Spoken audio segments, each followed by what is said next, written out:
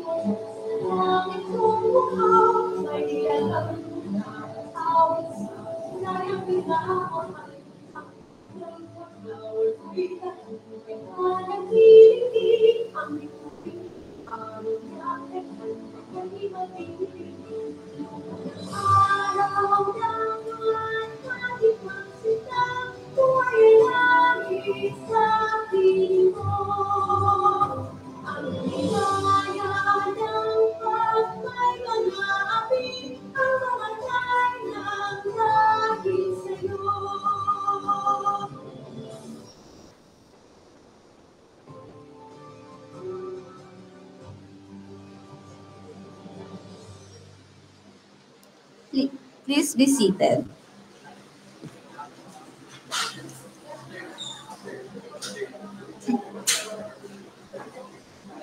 Ah, start na ako. Ano? Oh, start na ako. Basahin mo na to.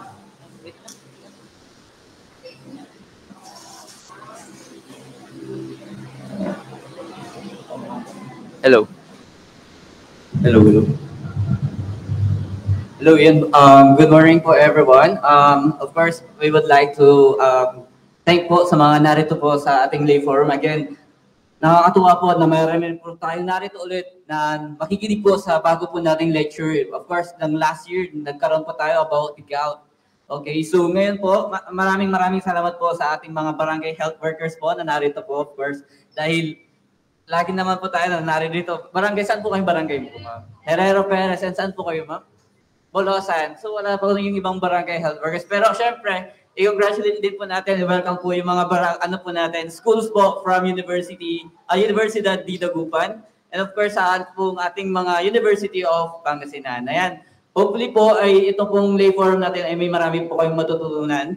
Every month po na ginaganap po itong lay forum dito po sa ating pong hospitals at dinidiscuss po ng ating mga magagaling po na doctors here at the Medical City, Pangasinan. Ayan po. So, I think before we start our program, pwede po muna natin silang pag-exercise. Parang feeling ko, parang hindi pa sila alive.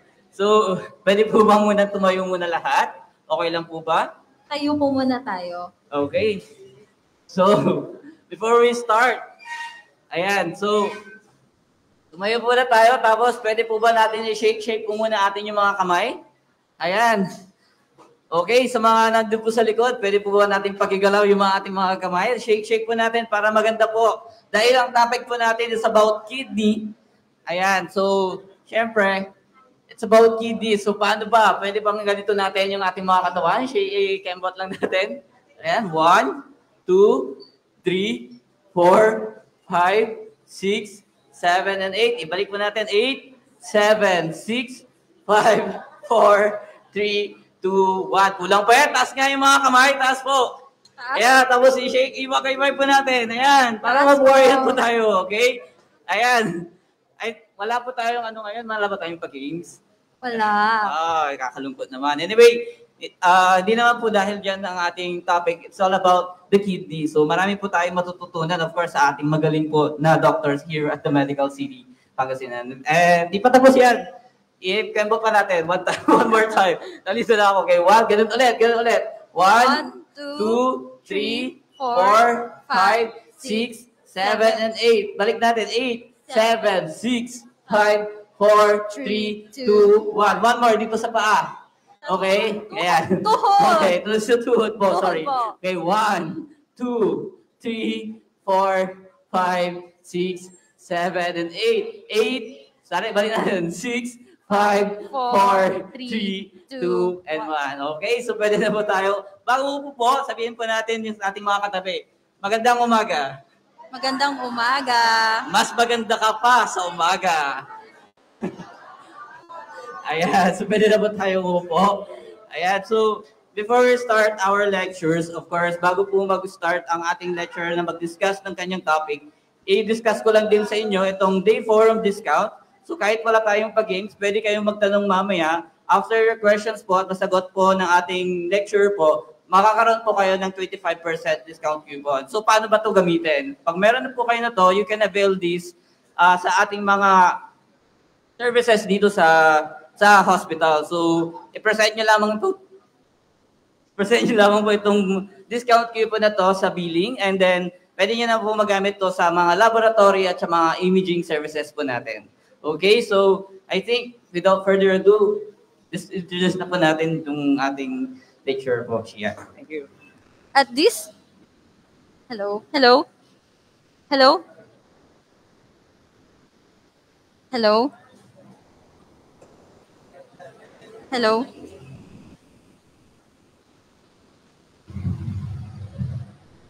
Hello. At this juncture, I am honored to introduce to you our today's speaker. He graduated his Bachelor of Science in Medical Technology at University of Santo Tomas in the year 2011. In year 2015, he finished his Doctor of Medicine at the Far Eastern University, Dr. Nicanor Reyes Medical Foundation, and passed the Physician Licensure Examination in the year 2016. He did his residency training for internal medicine at Central Luzon Doctors Hospital and earned his fellowship nephrology training at the Chinese General Hospital and Medical Center and became diplomate under the Philippine Society of Nephrology and Internal Medicine and recently passed the Philippine Society of Nephrology Adult Specialty Board last September 2023. He is a member of the Philippine College of Physicians. Currently, he is practicing as one of our active consultants in internal medicine and nephrology in the Medical City, Pangasinan. Without further ado, it is with deep pride and humility to introduce to you our today's speaker, Dr. John Benison Cunha. A big round of applause for him.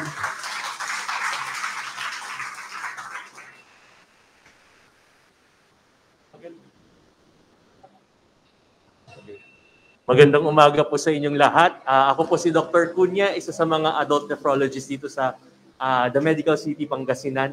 At ngayong umaga, pag-uusapan po natin yung isa sa mga pinaka-common na reason kung bakit po pumupunta yung pasyente namin sa clinic. At lagi niya tinatanong is, Doc, anong estado ng kidney ko base sa aking creatinine?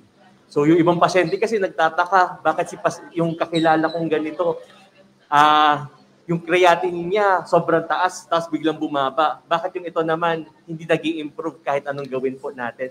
Pataas ng pataas. So, yung interpretasyon kasi nitong creatinine natin ay nagbabari po, depende sa sakit. At yun po ang gusto ko pong ma-share sa inyo ngayong umaga.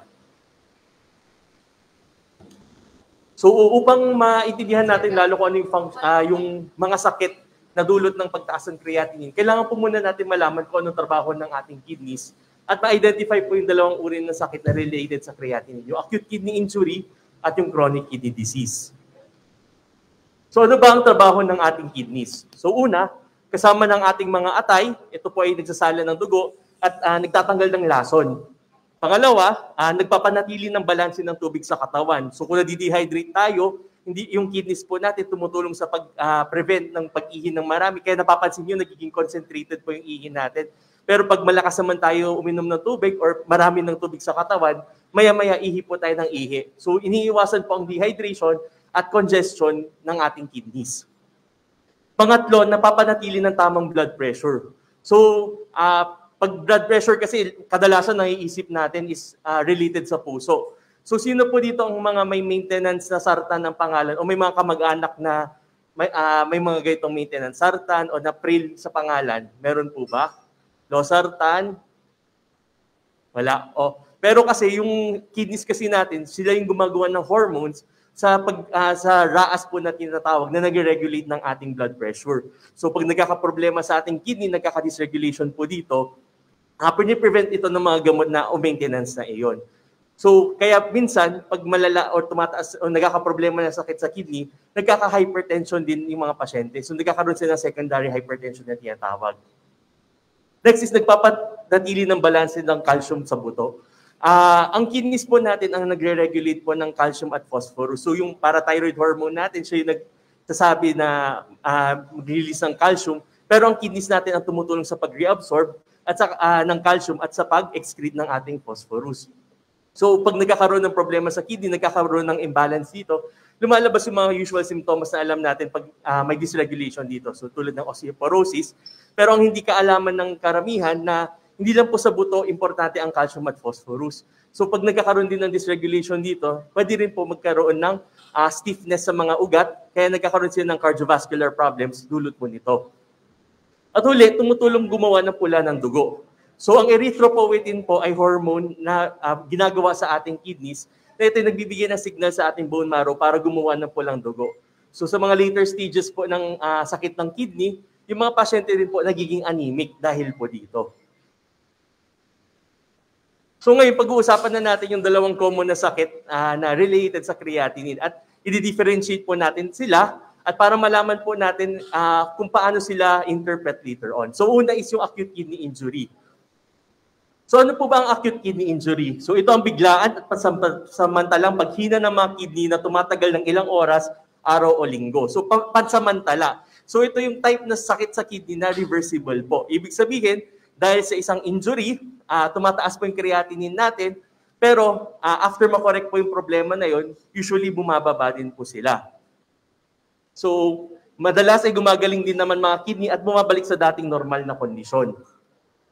So, meron din tayong different stages ng AKI. So, may 1, 2, and 3. At kung mapapansin nyo, hindi lang po creatinine ang basehan. So, hindi lang po creatinine ang basehan ng estado ng ating kidney. So, meron din po ang ating urine output, ang ihi. At depende po sa stage ng acute kidney injury, ito po ay makakadictate kung anong management ang gagawin natin sa pasyente. Kasi minsan, kahit sabihin natin na biglaan lang yung taas ng creatinine na yan, may mga pasyente po na uuwi pa rin po sa acute dialysis na tinatawag. Kaya natin sinasabing acute dahil po pag na-correct po yung problema at naayos po yung problema at bumaba po yung creatinine nila at nag-improve po yung mga simptomas nila, natatanggal din po sila sa dialysis. So mamaya naman, pag-uusapan din naman natin yung maintenance dialysis naman, yung mga pasyenteng pabalik-balik sa dialysis center para sa kanilang therapy. So ano ba ang mga sanhi ng AKI? So AKI usually secondary to. Laging may cause kung bakit siya tumaas. Hindi siya dahil bigla na lang tumaas yung creatinine natin ng basta-basta. So una po, biglang kakulangan ng sirkulasyon o pagdaloy ng dugo sa mga kidney. So yung mga biglang bumabagsak yung BP.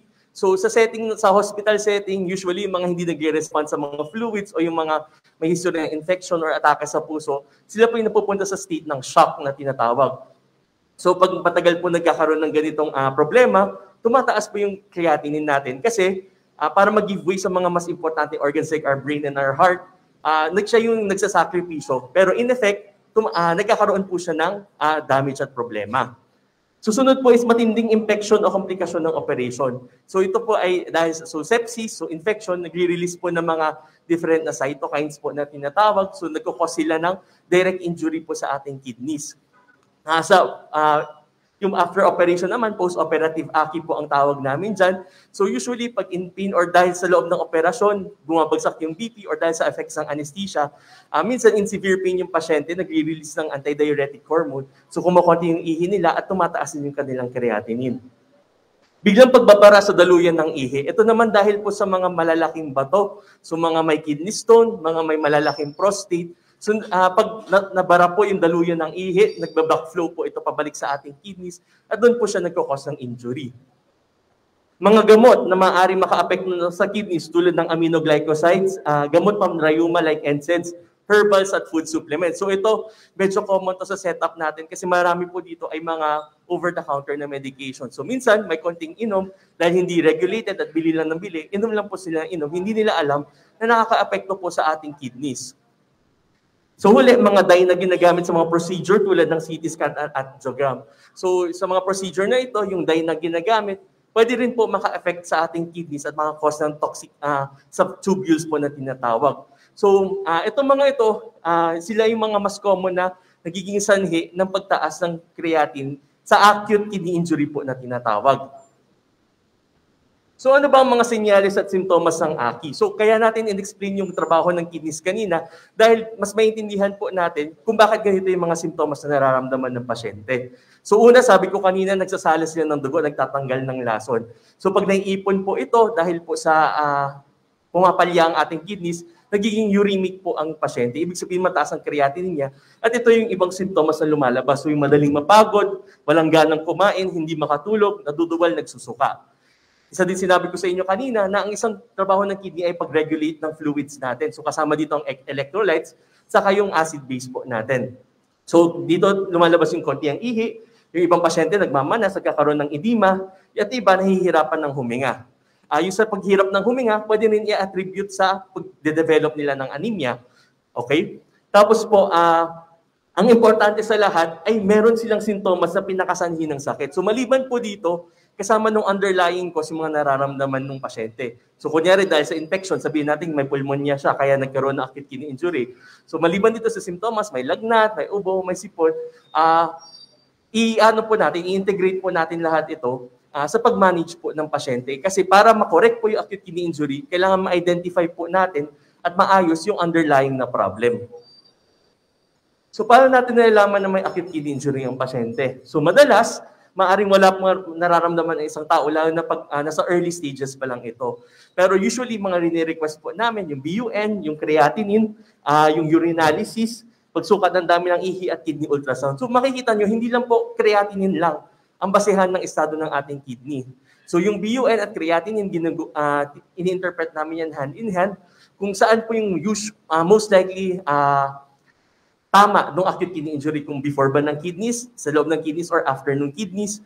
Tapos po sa urinalysis, makikita natin kung nagtatapon ba ng protina yung pasyente, may dugo ba sa ihi, at itong dugo na to, quantify pa natin further. Normal ba yung itsura ng dugo o abnormal yung itsura ng dugo? Dahil makakatulong po yun sa amin sa pag-interpret kung yung dugo ba ay most likely dahil sa mga stone or baka may glomerulonephritis po na tinatawag yung pasyente. Sa ultrasound naman po, nakikita natin yung struktura ng kidneys. So kung may mga abnormal structures po dyan, so kung numinipis, lumiliit, o kaya mas tumitingkad yung itsura niya sa ultrasound, baka hindi lang po acute kidney injury ang problema natin. Baka medyo matagal nang tumataas yan at ngayon lang na-detect.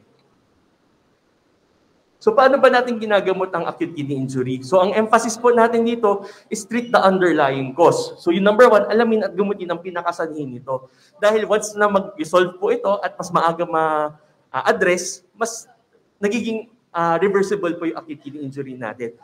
Pero pangalawa is mga nararapat na gamot. So hindi lang enough na na-identify natin yung sakit, bigay na tayo agad ng gamot. So may mga particular medications po tayo na kailangang i-consider. So for example, yung mga patients na septic o yung mga may malalalang infection. So kung may acute kidney injury na sila, medyo hindi tayo magbibigay ng mga ibang gamot tulad ng aminoglycosides po na tinatawag na pwede makasira lalo sa kidney ng pasyente. So syempre, kailangan pa rin ng mga culture, pero kung mayroong ibang options na pwede, yun po ibibigay natin sa kanila. Pangalawa naman, yung mga post-operative na acute kidney injury. So yung mga galing opera na tumaas yung kidney creatinine nila o yung mga nagkaroon ng problem after ng operation, pagdating sa pag-relieve ng pain nila, baka pwede tayong magbigay ng mga pain reliever na hindi nakakasira sa kidney o nakakadamage sa kidney. So yung mga NSAIDs, medyo mas iiwasan po natin sila pag merong ganitong manifestations na po yung pasyente. Iba pong ina-address is yung mga simptomas po na dulot ng pagtaas ng creatinine o yung acute ng ating kidney injury. So usually itong mga pasyente ito, umaasim po yung dugo nila. Yung iba, tumataas po yung potassium, nagkakaroon ng problema sa puso. So yung mga yun, nagbibigay din po tayo ng gamot para po makorek itong mga problema na ito. Pangatlo is pagkain ng wasto. So isa sa mga nakakaligtaan is yung proper nutrition sa mga pasyente, lalo na po sa mga critically ill. So itong napaka-importanting aspeto po ito na minsan nakakaligtaan po kasi syempre yung mga is nagpo-focus agad sa medical therapy na nakakalimutan ang nutritional. So importante po ang nutritional build-up sa recovery ng isang pasyente. At ang huli po ay dialysis. So ito po yung sinasabi ko sa inyo kanina na kahit pamandalian lang po yung pagtaas ng creatinine o ng pag-develop ng acute kidney injury ng isang pasyente, kapag nagkakaroon po sila ng life-threatening na symptoms, so ano ba itong mga life-threatening symptoms? So kunyari yung potassium sobrang taas, nagkakaroon po ng irregular na tibok na puso. May mga irregular na tibok na puso kasi na pwedeng ikamatay ng pasyente, pwede silang ma-dialysis. Yung pag-aasim ng dugo na kahit nagbigay po tayo ng gamot para i-correct ito, hindi na po correct, pwede rin po sila i-dialysis. Yung mga hindi na po nakakaihi, at kahit magbigay tayo ng pampaihi, hindi po nag-respond at nalulunod na, bumabagsak na yung oxygen, pwede rin po silang i-acute dialysis. So sabi ko nga sa inyo kanina, after po makorek yung mga problems at nag-start mag-recover yung kidneys ng pasyente, pwede po silang maitanggal dito. So paano naman ito naiiwasan? So una, maagang alamin at gamutin ang pinakasanhin ng aki at ang palaging subaybay sa kidney function. So nabanggit na po natin yan kanina. Huwag hayaang bumaba o bumagsak ang presyon ng dugo. Kailangan malunasan agad ito ng swero o gamot kung kinakailangan. So tulad nga sabi ko sa inyo, yung mga infection, yung mga operation, pwede pong magdulot ng pagbagsak ng blood pressure sa pasyente. So isa sa mga goals po natin ay ma-maintain po na okay yung blood pressure po nila. At huli, umiwas sa mga gamot at maaaring makasama lalo sa kidney at agad-agad na gamutin ang infection. So yun po ang general gist ng ating acute kidney injury. Ngayon, i-compare naman po natin siya doon sa chronic kidney disease po na tinatawag. So kung yung kanina is pamandali ang pagtaas, ito naman medyo matagal na pong may damage sa ating kidneys. So i-breakdown po natin ang chronic kidney disease. So chronic sa konteksto po ng CKD is more than 3 months. So more than 3 months na po may sira or may problem yung kidneys ng pasyente po natin. So, paano natin malalaman ang bato ay pumapalya? So, ganun din, tumataas yung serum creatinine at kinakompute po natin yung EGFR na tinatawag. So, bakit importante po itong EGFR po? Kasi hindi po lahat na normal ang creatinine ay normal po talaga. So, nagbabari po yan based sa age ng pasyente, sa gender ng pasyente. So, for example, creatinine ng pasyente is 80. Iba po ang EGFR o nun sa isang pasyente na sabihin natin lalaki na nasa 20s versus sa lola na nasa 80s. Pwede doon sa lalaki na sa 20s, normal pa ito. Pero baka doon sa lola po, hindi na po siya normal pag kinompute po natin. So tulad po ng acute kidney injury, may different stages din po ang CKD. At depende sa stage ng CKD, doon lumalabas yung mga iba't ibang simptomas nila. So usually sa first 2 stages hanggang 3A, baka wala pa masyadong nararamdaman. Pero once mag 3B yan, mag stage 4, dyan na po dahan-dahan lumalabas yung mga simptomas ng CKD. So, ano ba yung mga causes ng CKD? So, dito sa setup natin, ang dalawang pinaka-common talaga is yung hypertension at yung diabetes. Sa mga kabataan po, usually mga 20s na pumapalya na yung kanilang kidney, baka po meron silang glomerulonephritis po na tinatawag. Okay? Sa mga ibang pasyente naman, yung mga may kidney stone na hindi pinapaayos yung kidney stone nila, pwede mag-cause ng obstructive uropathy na tinatawag at kung matagalan, pwede rin po makakause ng CKD. So sa mga rare instances, yung mga may genetical problem, yung polycystic kidney disease po. Okay? So kung makikita nyo, marami pong sanhi ang pag-develop ng CKD. So ano ba yung mga risk factors natin sa pag-develop ng CKD? So yun, may lahi ng CKD. So related dun po sa mga causes natin, yung mga may mataas na presyon, uncontrolled yung sugar, sakit sa puso, yung mga medyo malalaki ang katawan kasi pwede siya mag-develop ng metabolic syndrome. Meron din pong type ng glomerulonephritis na nangyayari dahil sa mga medyo mas malalaking pasyente. Paninigarilyo, saka yung mga medyo nakakanda na po. So ito ang importanteng malaman nating lahat. Karamihan ay walang sintomas ng CKD until yung mga later stages na po. Kaya usually, pag nare-refer or nakikita po namin sila, medyo nasa later stages na. Importante po ito kasi kung mas maaga po natin ma-detect yung CKD, pag nagbigay po tayo ng mga gamot para po ma-address yung mga risk factors nyo, mas mapropolong po at mas maiiwasan po natin ang pag-develop ng pag-dialysis later on. So yung mga sintomas at senyalis po ng CKD, halos parehas po doon sa AKI. So usually itong mga pasyente to, lalo na sa later stages, dagdag ko na lang, minsan nangangati na po sila at may problema sa sexual dysfunction. So nagkakaroon po ng hormonal problems. Yung pangangati, pwedeng dahil din po sa uremia, pero pwede rin po dahil sa pag-ipon pa ng phosphorus sa katawan. So paano natin nalalaman na may CKD ang isang pasyente? So ganun din po, serum creatinine electrolytes, urinalysis. So urine albumin creatinine ratio, so importante po ito. So sa mga pasyente po na nagtatapon ng protina sa ihi, hindi lang enough na makita namin na 1+, 2+, kailangan po natin ito i-quantify kasi separate risk factor po ang proteinuria o yung protein sa ihi kaysa sa creatinine natin. So pwede na parehas na, kunyari stage 3A yung dalawang pasyente, pero yung isa, marami yung protein na tinatapon niya. Sabihin natin mga more than 300 mg per gram. Yung isa naman, normal naman, mas malaki pa rin yung risk na lumala yung CKD nung nagtatapon ng protina kahit parehas po sila ng stage ng CKD. Hello? Hello? Hello? So maliban po dito, check din po natin yung ultrasound. Kasi nga, tulad ng sabi ko kanina, kailangan natin makita yung struktura ng kidneys po natin. Kung lumiliit na po siya, kung numinipis na po siya. Kasi mga senyales po ito na matagal na pong pumapalya yung kidney ng pasyente. Next is yung kidney biopsy. So yung mga may glomerulonephritis po na tinatawag, usually nadedetect natin sila una sa urinalysis. So sila po yung maraming dugo na tinatapon, may protina na tinatapon. Tapos kailangan i-biopsy kasi hindi po sila pare-parehas ng gamutan. So depende po sa uri ng glomerulonephritis, doon po namin i-adjust yung medications po. So paano ba natin ginagamot ang CKD? So ito ang importante, CKD is forever. So kung ang sa acute kidney injury is reversible, sa CKD po, ang pinaka-goal natin is delay progression. So ang gusto natin, kunyari na-detect natin kayo sa ganitong level ng CKD, ma-maintain kayo sa ganong level to the point na hindi nyo na po aabutan ang dialysis. So ito ang importanteng advice namin sa mga pasyenteng may CKD. So ito po yung 8 golden rules natin para ma-stabilize or para matulungan yung pasyente ma-delay yung progression ng kanilang CKD. So una, lalo sa mga may high blood at diabetes, i-control po yung BP at yung sugar. So target BP natin is less than 140/90. Usually sa mga diabetics, mas mababa pa po, less than 130/80.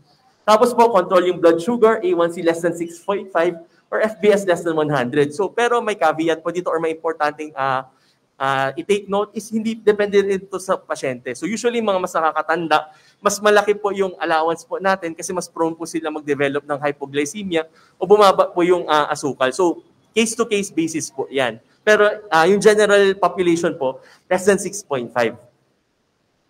Next, eat a healthy diet. So napaka-importante po ng diet. So una, vegetables and fruits, lean meats and fish, whole grains, and low in added sugar and sodium. So napaka-importante bawasan ang animal meat sa diet kasi ito po ay medyo maasim sa dugo at later on pwede makadamage sa ating kidneys. So usually depende sa stage ng CKD, kinocompute po namin yan. Pero ang general advice is around 1 to 2 matchboxes po per meal po ng pasyente. So medyo maliit lang po yung sukat ng protina na kinakain nila. Then exercise regularly. So at least 150 minutes of moderate intensity or 75 minutes of vigorous intensity exercise. So pag sinabi natin vigorous activity, so parang ano lang to, more of estimate lang. Ito yung mga tipong exercise na talagang yung may naghahabol ka ng hininga. So pag medyo chill-chill pa, more of moderate lang ito. Pero pag talagang pagod na, more of vigorous exercise activities po ito. So drink adequate amount of water. So hindi po totoo na 8 glasses of water, 10 glasses of water. Kasi po, nagbabari po ito from patient to patient kasi in relation to sa mga timbang nila. So ang pinaka-general advice is keep yourself hydrated. Ang pinaka-importanting indicator is hindi po kayo makaramdam ng uhaw. Okay? So yung mga volume po na 2.5 liters, mas applicable po sa mga ibang uri na sakit tulad ng UTI at stones. Pero in general sa prevention ng CKD, more of keeping ourselves hydrated po. Stop smoking. So makaiwas sa stroke, heart attack at iba pang complications. So ang isang common na tanong dyan is how about vape? So yung mga nagve-vape po, meron pa rin kasi itong nicotine content na pwede mag-cause ng inflammation at pwede pa rin po makadami sa kidneys. Although to a lesser extent, pwede pa rin kasi siya maging risk factor. Next, don't abuse pain relievers and supplements. So ito, very common ito. Konting kirot, bili ng mga common na pain reliever. So usually yung mga may Coxib sa pangalan, yung mga NSAIDs, sila po yung nakakasira talaga sa ating kidney. Okay? So hindi ibig sabihin na ito na yung mga ibang uri ng gamot basta-basta nang iinumin. So maganda pa rin po na kapag may nararamdaman, magpakonsulta po tayo para maabisuhan po na maayos kasi baka mamaya ma-overdose tayo sa mga gamot, mas lalo po tayo magkaroon ng problema. Tapos huli, have a regular check-up, lalo na yung mga taong mataas ang risk ng pagkakaroon ng CKD. So tulad ng pinakita ko kanina, yung CKD may iba-ibang stages po. At based sa stage na to, ganoon din po ka-frequent yung check-up. So pag earlier stages, pwede mas maluwag yung natin or mas malaking interval sa pag-follow up. Pero yung mga nasa stage 4, stage 5, medyo mas frequent na po yung monitoring natin sa kanila para if ever may mga warning signs po tayo nakikita, ma-adjust po natin yung mga medications po nila. So ang importanteng take-home message ko dito sa CKD, ang CKD ay maaaring maiwasan at hindi din lahat ng CKD ay nauuwi sa dialysis. So kaya ang importanteng ang importanteng goal natin sa CKD ay i-delay po yung progression. So take-home message ko po, hindi lang ang creatinine ang basehan ng estado ng ating mga bato, hindi lahat ng pasyente na may mataas na creatinine ay nadadialysis. Kung nadadialysis man, hindi lahat ay permanente. At malaki ang halaga ng pagkontrol sa mga risk factors para maiwasan ang paglala ng sakit sa ating bato. Salamat po.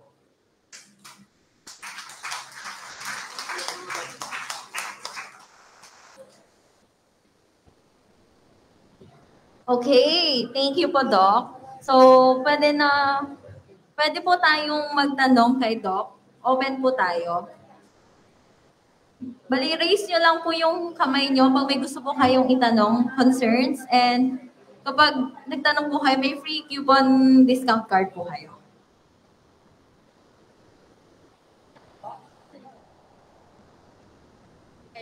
Eto, dito po.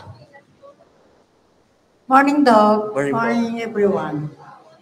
Doc, may tatanong po ako about Mipinamic. Opo. Minsan kasi uminom ako ng Mipinamic kasi Opo. sa pen reliever po. So Saan- sabi nila, nakakaano daw sa kidney yun, Doc. Opo. So, mefenamic acid po, isa nga po siya sa mga NSAIDs po natin na tinatawag, no? So, ang pwede po siya makakos ng damage din po talaga sa ating kidneys kasi ang mefenamic acid, ang kanyang pamilya, nakakos ng pagkipot po ng daloy ng dugo sa ating kidneys as well as pwede sila mag-cause ng direct damage. Pero hindi po ibig sabihin na hindi talaga pwede uminom. So, usually kailangan ng konsulta kasi pag short courses at pag earlier stages naman yung sakit sa kidney, pwede po tayo mag-short course. Lagi po yung weighing yung risk at saka benefits. So kung yung benefits po ay malaki compared sa risk ng pag-develop ng sakit sa kidney, mas pwede po tayo magbigay ng short courses po. Pero yung ang advice nga lang, mas maganda nga lang na makita po muna kayo ng specialista. Sige po, Doc. Thank Salamat you po. Thank you po. Any questions po dito po? Parang may gusto pong magtanong sa UDD. Sino na po dito? Ayun. Sige.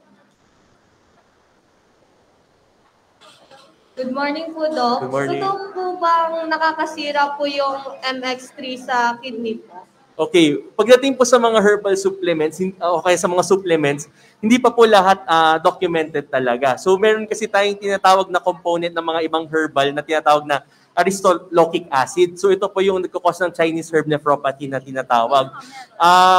In terms of hindi kasi kailangan natin masuri yung exact contents ng mga supplements.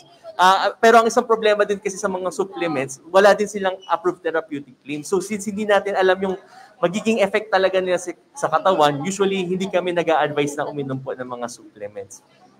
Pero yun nga, may mga documented talaga na nakakasira dahil nga doon sa aristolochic acid po na tinatawag. Okay, thank you po. May tanong pa po dito sa isa po. Morning po, Doc. Morning. I would like to know lang po. So I would like to know kung if yung patient po ba nagkaroon ng urinary tract infection, is there any possibilities that the patient may have the kidney stones po? Yun lang po. Yes, actually, yung it's the other way around. Usually, ang kidney stones po ang nagiging risk factor sa pag-develop ng urinary tract infection. At saka may mga type po ng kidney stones ay dahil po sa urinary tract infection. So ito po yung mga struvite stones po na ating tinatawag. So pag present po pareho, we have to treat them together kasi po pwede silang maging risk factor for the other. Thank you po, Doc. Bali, may isa pa pong question po dito from Yupang naman po. Good morning po. Good morning. Nabanggit niyo po kasi kanina is pwede po magkaroon ng AKI from complication from operations or surgeries. Yes, apo. Post-operative AKI. Ask ko lang po sana if ano pong operations and surgeries yung ano po, pwede maging cause ng AKI. Sorry, hindi ko man. What specific ano po, operation or surgery yung pwede pong maging cause ng AKI? Okay, so usually ang common po, in general, majority ng major surgeries pwede mag-cause ng AKI. Pero ang common po dyan is yung mga abdominal surgery po natin at saka yung mga TCV, yung mga thoracovascular surgeries po natin. Kasi sila po yung medyo matagal, medyo nagkakos ng hypotension sa pasyente. So sa pag-risk stratification kasi ng pag-develop ng acute kidney injury sa mga patients na may mag-undergo ng operation, maraming risk factors na tinitake into account. In relation doon sa surgery, yung dalawang yun ang common, pero kailangan din i-take into account kaano ba katagal yung operation, anemic ba yung pasyente bago mag-start yung operation, and kung may underlying kidney problem na sila before the operation. So basically, yung dalawang po yun ang most common na mag-cause ng AKI po in terms of post-operative AKI. Thank you, Doc. So we're also entertaining questions po sa mga naka-live po tayo. Baka yes, yung po. mga viewers po natin may gustong magtanong. You can comment down naman po. Any questions po? Dito po. Morning, Doc. Good morning po. Kasi tanong ko lang, kasi may isa akong nalagaan kidney failure. Isa yung kidney niya. Paano maano yun? Bakit naging isa yung kidney niya? Tapos yung isa nabulok pa. Since bata po iyan na isa lang yung kidney niya. Congenital po ba? Doc. Since bata pa po siya, isa lang yung kidney. Hindi nila alam. Nung malaki na siya sa kanya, Kaya nakita. nalaman na Okay, isang kidney. pero walang operation na nangyari before. Wala. Okay, pag ganyan po, baka po congenital po yan. Ibig sabihin, genetic po na problema. Na nung pinanganak po siya, isa na talaga na hindi lang na-detect later on. Baka po nung medyo mas tumanda na, doon lang nagkaroon ng mga sintomas. Kasi ang problema po sa isang kidney, dahil mag-isa lang siya, lahat ng trabaho sa kanya. So yung single nephron GFR na tinatawag o yung pag-filter out, parang nabubugbog po. Kaya later on, kaya siya tumataas at nagkakaroon ng damage sa kidney. Pero more of compensatory po kasi yun. Kaya siguro later on lang na-detect. So kung wala pong history ng operation or anything, baka congenital po siya na tinatawag. O nung bata pa, meron na. Opo, inborn po. Congenital po yung tawag namin doon. Thank you po, Doc. May isa pa po dito. Hi, Doc. Good morning, Good morning po. Tanong ko lang, Doc, kasi doon sa 8 tips to avoid chronic kidney disease, Opo. kasama doon yung drink adequate water. Yes po. Ngayon po kasi yung sister ko, meron siyang congestive heart failure. Opo. Sa congestive heart failure kasi Yes, limited limit. water intake Yes, lang opo. siya. Paano po ba yun? May Okay, so- CKD din siya. Opo. So yan po yung medyo tricky, no? Kung may complications na po yung pasyente na magli-limit po sa other forms of management. So usually balancing out po yan. So enough, more of thirst recognition. So kung feeling nila na iuhaw po sila, ililimit natin yung tubig nila, usually around less than 1 liters per day. That's a rough approximate. And usually meron din po sila mga diuretics para ma-decongest po. So kailangan lang pong i-balance out. Kasi wala pong hard and fast rule in terms doon sa volume talaga na iniinom nila. Pero more of doon sa nag-dictate is yung symptoms ng pasyente. So yung thirst at saka yung pag-onset ng dyspnea po. Kasi po, parang ang limit lang sa kanya is 1 liter ng water po. Opo, yun yung estimate po. Opo. Follow-up lang po, Doc. Gaano ba kataas ang result ng creatinine para maging significant siya for dialysis? Okay, tulad ng sabi ko po kanina, it depends din po doon sa ng pasyente. So kung lalaki at mas bata, usually iba yung computation pagdating sa mga medyo mas matatanda. So example ko kanina, pag 80 yung creatinine, iba po yung interpretation sa 20-year-old male versus kunyari sa 80-year-old na female. Kasi sigurado, mas mababa yung GFR nung babae. Pero in terms sa GFR, pag kinompute po ito, usually ibig sabihin hindi po sa lahat ng pagkakataon, pero ang rough estimate po na nagda-dialysis ang pasyente, pag yung GFR o EGFR nila is nag-start na bumaba ng less than 10. Thank you po, Doc. Salamat po. Thank you po, Doc. May isa pa po from UDD po. Dalawa po, wait lang po. Isa lang, ito po muna. Good morning po, Good morning. Doc. So, ang sabi po kanina is one of the risk factors is yung mga diabetic patients dapat nasa moderate po, nasa normal yung ano po nila, yung blood sugar po nila. Eh, yung ibang patients po is ang maintenance po is metformin. So, ang sabi po nung mga ibang ano is nakakasira daw po ng kidney yung metformin. Totoo po ba yun, Doc? Okay, so thank you for that question. Napaka-relevant yung question na yan kasi lagi ko rin yan na-encounter sa clinic. So, metformin in itself, hindi po siya nakakasira ng kidneys. Kaya po siya hindi binibigay sa mga later stages ng kidney disease is pwede kasi mag-develop ng metabolic acidosis yung pasyente. So yung pag-form ng acid po ang reason kung bakit hindi po siya binibigay. Usually, ang initiation ng metformin, tuloy nga sabi ko kanina, kinocompute po namin yung EGFR nyo. So based on sa creatinine, i-compute po namin. Pag 45 pababa, hindi na po nag-i-start ng metformin. At usually, kapag kunyari dumating sa amin, naka-metformin na yung pasyente, 30, pag na-compute namin yung EGFR, 30 pababa, pinapahold na po namin dahil nga sa risk ng pag-develop ng acidosis rather than causing kidney failure po mismo. So, maganda kasi din ang effects ng metformin as first line na anti-diabetic na kailangan natin i-correct itong mga misconceptions na ito. Pero yun nga, kailangan nilang, pag itong mga pasyente may CKD na, kailangan din nilang pumunta or papacheck sa nephrologist po nila para ma-compute yung GFR at para makita kung pwede pa ba sila gumamit ng metformin. Okay. Salamat po. Thank you po, Doc. Isa pa po, dito pa po. Doc, since uso po yung mga nagtitinda ng food supplement or like example po yung gluta sa TikTok, meron din po ba siyang effect sa kidney? Okay, so yan yung medyo similar doon sa MX3 kanina. No? So itong mga food supplements po, tulad ng sabi ko kanina, may mga uri po na nagkakos ng kidney damage. So yun po yung Chinese herb nephropathy natin tinatawag. So ang problema kasi, iba-ibang supplements, iba-iba ang composition. Pag i-weigh kasi natin yung risk versus benefit, lalo na may mga documented na po mga supplements na pwede makasira ng kidney, it's better siguro to shy away from using these supplements, lalo na wala naman po silang approved na therapeutic claims. Thank you po, Doc. Mali, may isa pa pong tanong. Good morning, Doc. Good morning. So, I have a friend, Doc, na nag-pass na siya last year. Part po siya ng LGBT community and matagal po siyang nag-take ng pills para lang magkaroon ng woman figure. Ask ko lang, Doc, kung risk din po ba yun in developing CKD po? Okay, so yung mga estrogen po, yung mga hormonal replacement therapy. Pagdating kasi sa mga hormones, wala po masyadong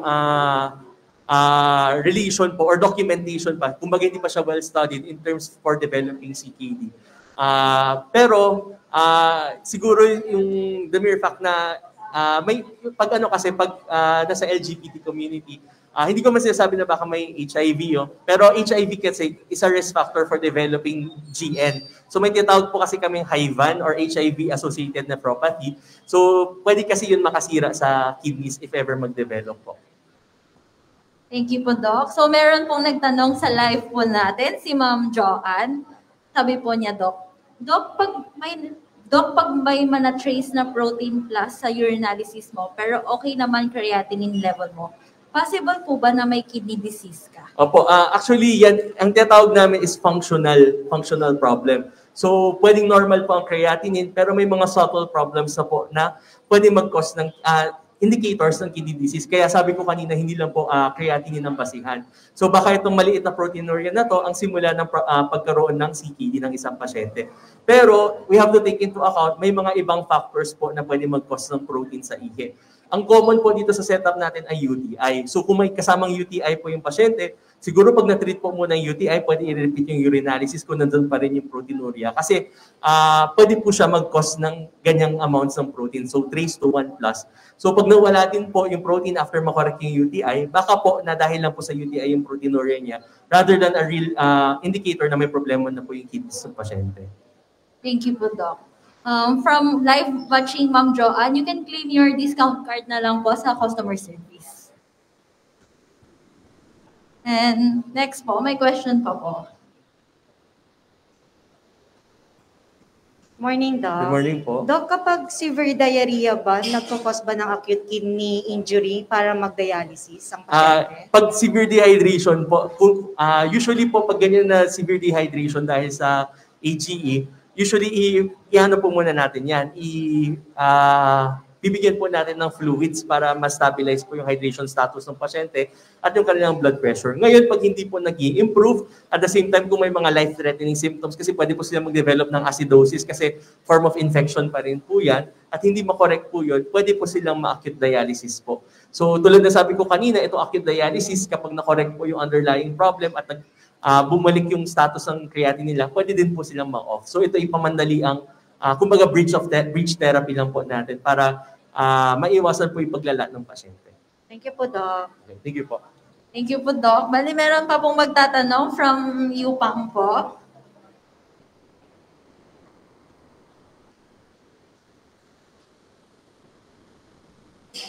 Hello po, Doc. Good morning.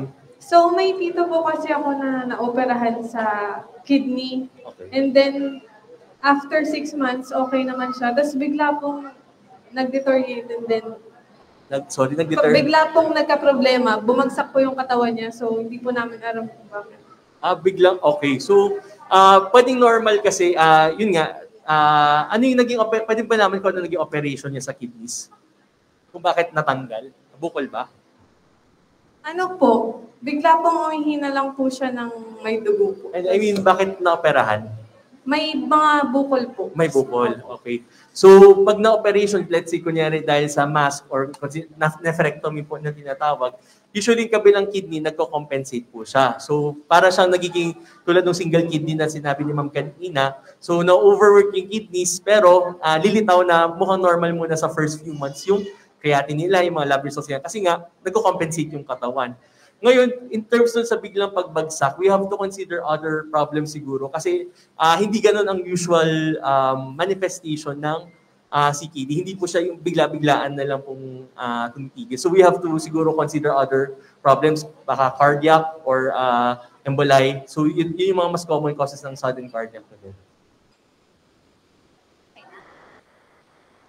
Okay na po. Okay na. Thank you daw po, Doc. May magtatanong pa po ba dito? Meron.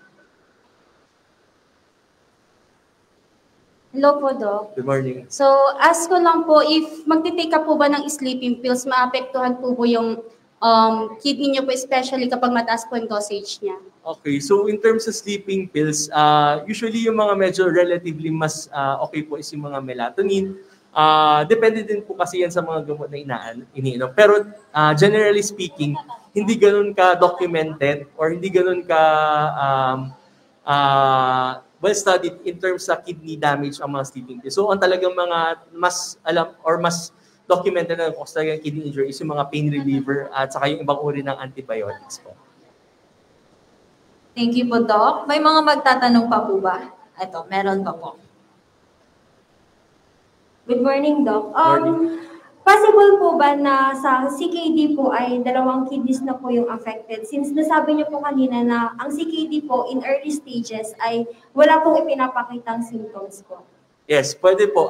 Actually, para malaman po natin kung ilan yung actual percent function ng kidneys natin. Kasi usually yung nako-compute natin ng EGFR, ano na yan, summary na ng dalawang kidneys. Parang yung yung average function na ng both kidneys. So para makita natin yung individual function ng each kidney, ang ginagawa dyan is yung GFR scan po na tinatawag. So usually mas mga specialized na hospital ang meron nun. So sa nuclear po siya ginagawa. So doon po makikita po yung function ng left and right kidneys natin. Pero more or less, more often than not, the same sila. Usually ang difference lang is around 10%. Oo. Usually ginagawa ito sa mga pasyente na gusto mag-donate ng kidneys nila. So yung mga kidney donors po natin para makita kung okay ba yung parehong kidney pag magbibigay kasi matitira sa kanila isa lang eh. So pag medyo malaking discrepancy between the left and the right, minsan dinidi-defer po sila. Okay? Pero yun po, may way po para malaman yung function ng or ilang percent yung function ng both kidneys po natin. Thank you, Doc. May mga magtatanong pa po. Feel free po. Meron pa po. Sa mga BHW, baka may pahabol pong tanong? Kayo, ma'am. Meron pa po.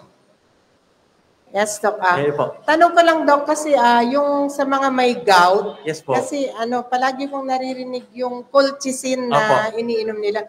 Kasama ba siya doon sa toxic meds na dapat iwasan para hindi magkaroon ng CKD? Yes po. Hindi po. Actually, mas okay po ang colchicine. Ang binabantayan po natin sa colchicine po is yung pag-develop po ng diarrhea.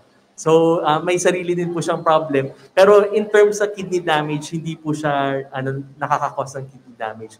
Pero medyo binibigay din natin siya with caution kasi pwede pa rin siya mag-ipon sa katawan ng pasyente at pwede po mag-cause ng mga, ang pinaka-worst kasi is agranulocytosis. So, nagiging immunocompromised, umihina yung resistensya nila. Pero in terms sa direct kidney damage, hindi po. Safe na. Thank you po, Doc.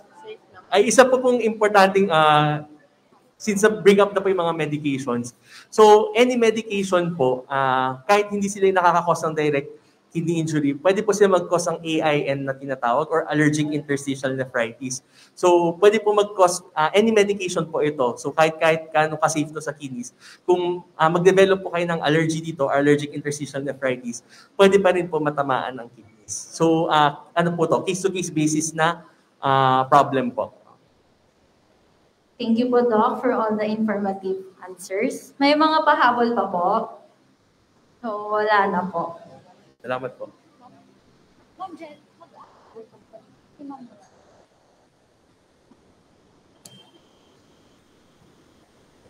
Okay po.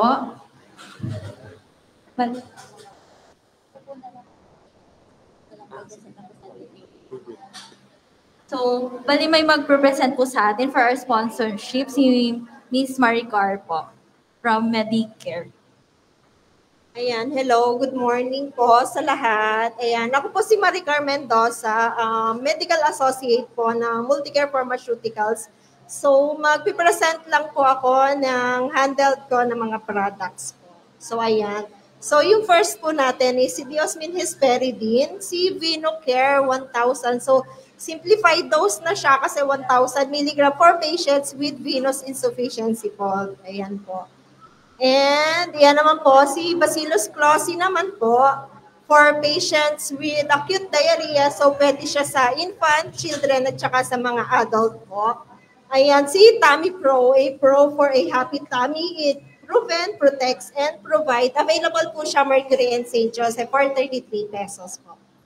And next po, so ayan, sa hospital lang naman po siya. So, meron tayong pantoprazole na IV, Ciprazole IV, so ano siya, 40 milligrams na siya ng ano. So, pack na rin siya with 10 ml diluent. So, madali na siyang ibigay sa mga pasyente. So, ayan po. And also, another IV po natin, si Cefuroxime Sodium Cimex Plus. So, 750 milligrams. So, dito lang din naman siya sa hospital.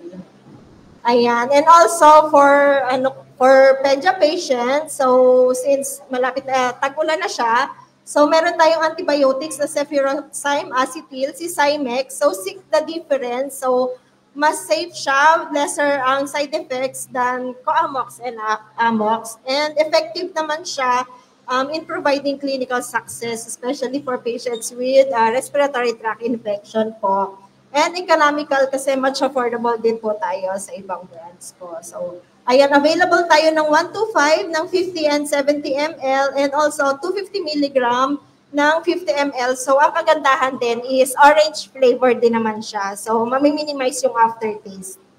Next. Ay, wala na ba? Wala na. Sige po. So, ayun lang po. Maraming salamat po sa time. Once again, thank you po, Ms. Maricar, for our sponsor from Multicare.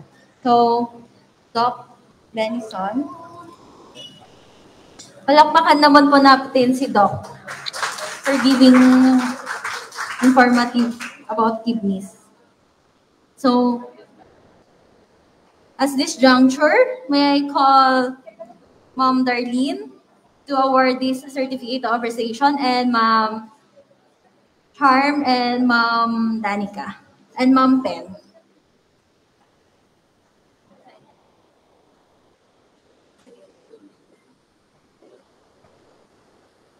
Certificate of Appreciation, Dr. John Benison C. Cunha, for his invaluable time and expertise shared as speaker during the Lay Forum entitled Kidneys 101, Alamin ang basic ukol sa mga sakit sa bato, given this 9th day of July 2024 at the Medical City, Pangasinan.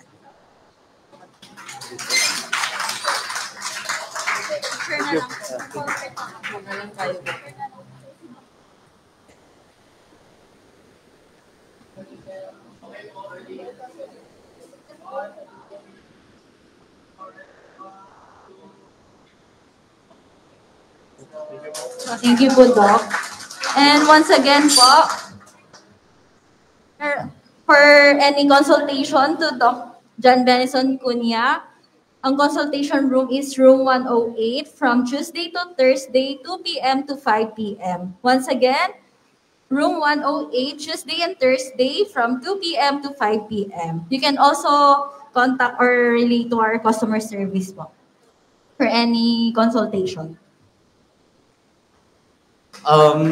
Doc, pwede mo pa picture po sa mga ano po natin sa ano po natin? Oh, yes. So, bali magpa-picture na lang po muna ng BHW po muna, tapos UDD and UPA. But before that, pwede po ulit po ba tayong tumayo? Plus na Doc, bago po tayo mag-start. Sabihin lang po natin, or kantahan po natin yung We Will Rock You. Dahil po sa sakit sa bato, sabihin po natin, We will rock you. Okay, 1, 2, 3. Sige po. We will rock you. Ayan po. Doc, may isa po kaming tanong. Yung sagot po, yung sakit po ba sa bato, ay ayun yung batugan po ba ay cause din po ba ng... Joke lang po. Okay po, so dito po tayo. Sino po yung mauuna for the picture dito po? Mga ano na lang po. BHW po. Po sila to. Sige po.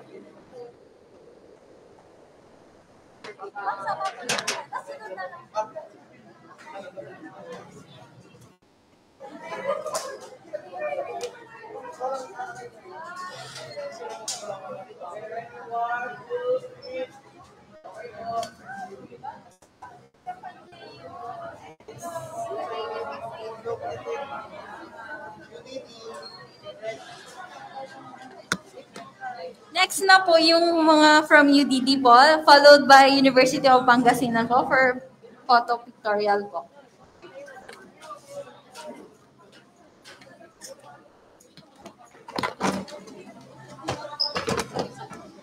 Thank you po. Thank you.